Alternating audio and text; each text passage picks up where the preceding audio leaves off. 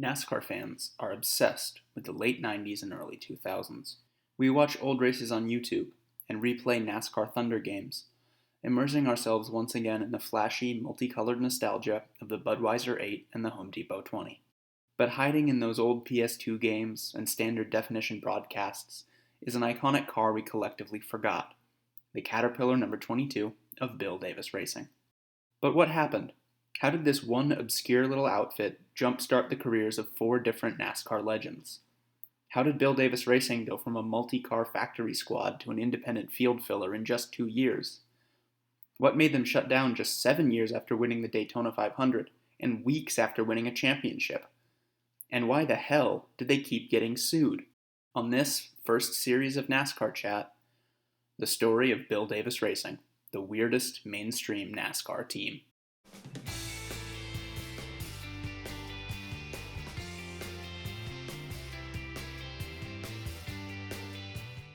Bill Davis was a truck rental magnate and former motorcycle racer from Bentonville, Arkansas, when, in 1977, his friend Julian asked him to help prepare an ASA race car for his 18-year-old son. Mark Martin, son of Julian, proved to be a natural, and after winning the ASA championship 3 times, left to go Winston Cup racing in 1982. So naturally, Mark Martin was the driver of Bill Davis Racing's first entry in NASCAR, a number 064 Thunderbird that ran 13 races in the 1988 Busch Series. Martin won at Rockingham in just his second time out, for Bill Davis Racing's very first victory. The next 2 years were the same, single-win, part-time seasons with Mark Martin behind the wheel. The only difference was that the car was blue now, and number 1. Before the 1991 season, Bill Davis made a big move, relocating team headquarters from his native Arkansas to High Point, North Carolina, which would improve logistics when the team attempted the entire Busch Series schedule for the very first time.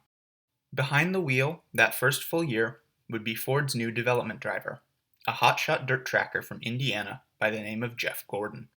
After an impressive, if winless, 1991, Ford wanted to pair Gordon with a new crew chief, and had picked out Ray Evernham for the job.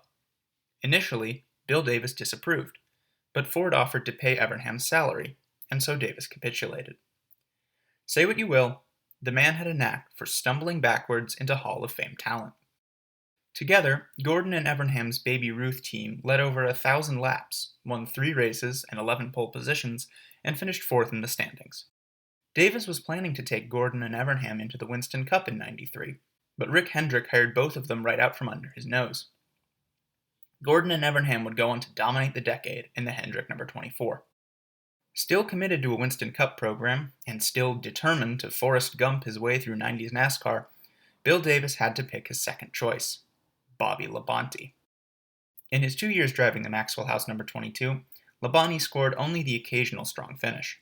Switching from Ford to Pontiac in '94 didn't help results, and Labonte left at the end of that year for Joe Gibbs Racing, for whom he would go on to win the Winston Cup in the year 2000. After discovering NASCAR legends in His Friend's Kid, the 2 guys his sponsor picked out for him, and his backup plan, Bill Davis likely felt confident his driver for 1995, Randy LaJoie, would do just as well. But somehow, somewhere, Davis had lost his Midas touch.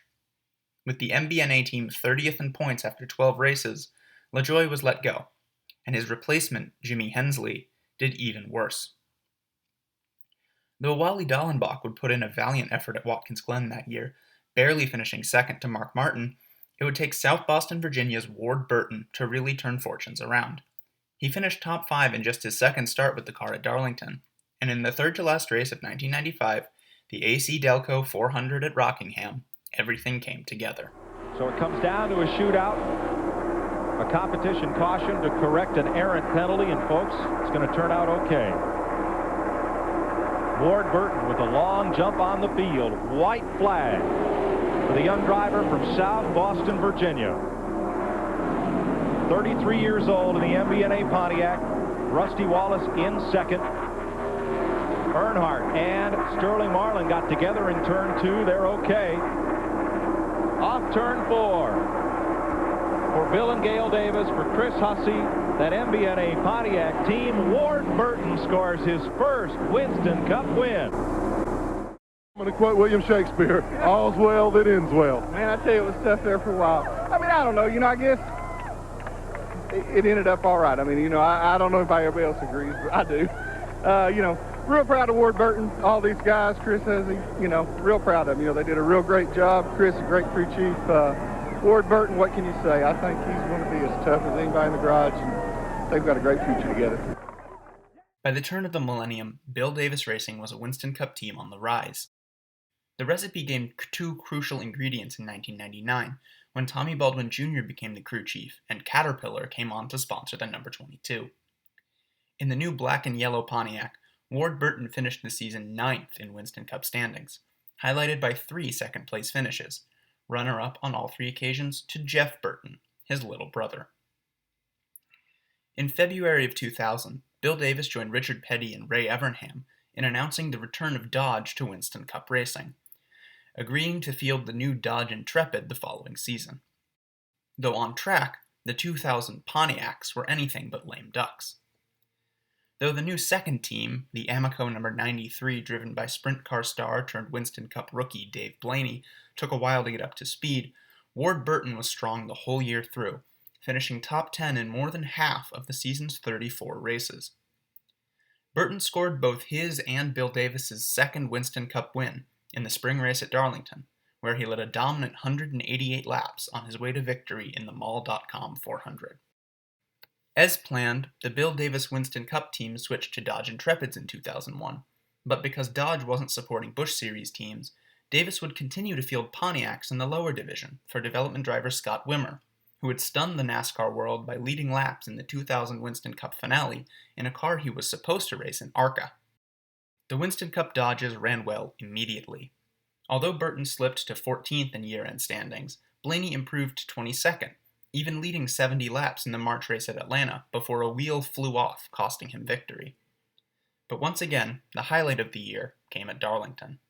I talked to the Ward Burton and Jeff Burton's father this morning, John, and he said, this is one special place, Darlington. It means a lot to our family. I know there'll be a lot to Ward if he can just pull it off. Green flag.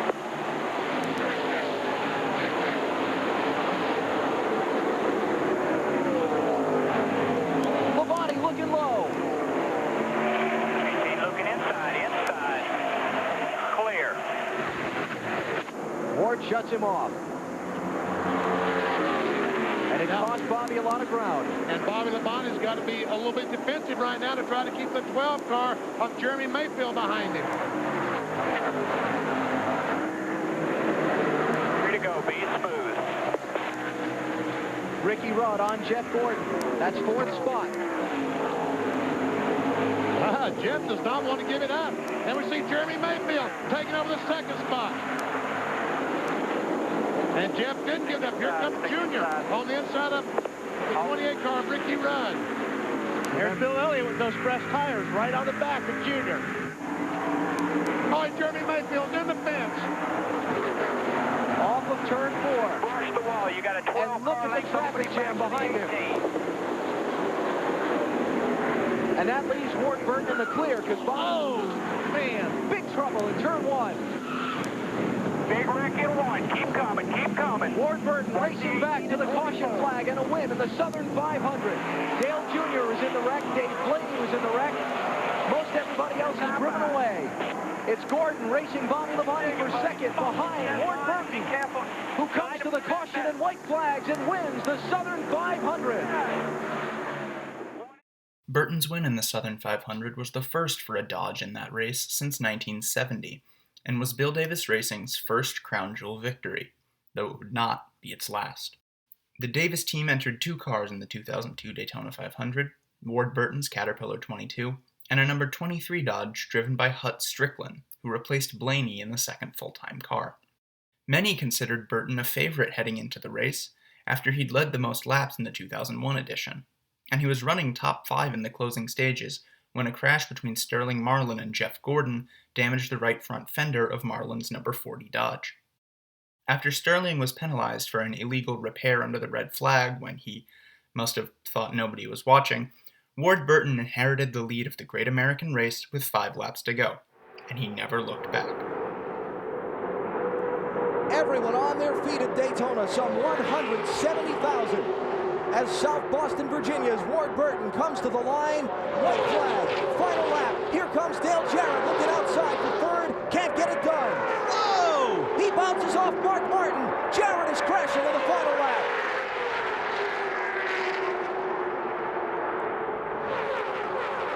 Everybody gets by him okay.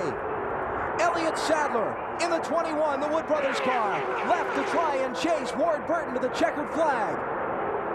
And if Elliott Sadler was shaking, finishing third in the Pepsi 400, just imagine what that young man is going through now, about to finish second in the Daytona 500. About ready to faint, I'm telling you. Eighth 2 times is his best previous finish in the 500. Now in his 8th try at the Great American Race, it's going to be Ward Burton driving his Dodge to victory lane. Checkered flag is up, and Ward Burton is going to win the 44th Daytona 500. It didn't matter that the second team struggled all year, with Strickland and later Kenny Wallace, Jeff Bodine, and Scott Wimmer all failing to record a single top 10. The number 22 had won the biggest race of the schedule, and won a second time at New Hampshire later that year for good measure. So Bill Davis Racing entered 2003 as defending Daytona 500 champions, with 2 fully funded Winston Cup programs, a lead driver in Burton capable of delivering multiple wins a year, and Wimmer, a Busch Series star, in the pipeline. But Burton and Kenny Wallace struggled in the opening races of 2003, and were 25th and 26th in points respectively heading into the 600-miler at Charlotte. When Dodge announced that, effective immediately, it was pulling all factory support from Bill Davis Racing.